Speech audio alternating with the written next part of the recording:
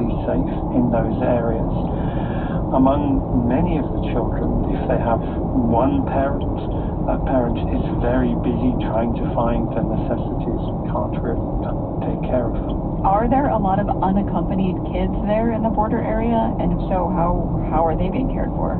Just about everywhere there is some sort of family network. There are very, very few children who are entirely on their own. In many cases you see aunts, you see grandmothers with huge numbers of children who are they're just unable to cope with their needs. And that, I think, is why UNICEF is particularly making this call. At the moment, if you look at the United Nations appeals for Sudan, they're only 14% funded.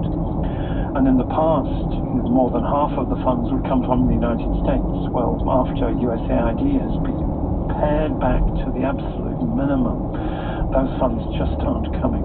So are those cuts to aid from the U.S. contributing directly to the conditions in Chad? There were shocking stories when the stop work orders were issued by USAID of voluntary agencies, nurses, being told, don't go to work today. And they had children who were in intensive care, whom they knew would die if they weren't treated that day. So of course they went to work. They violated those orders. And very often these organizations had already put the money up front for their operations, and they went out of business because USAID would not pay for contracts that had already been signed. We're seeing the knock-on devastation of that. I want to move across the border now to Sudan itself. Famine conditions were first reported there almost a year ago, and famine has been spreading. Can you tell me more about the conditions there?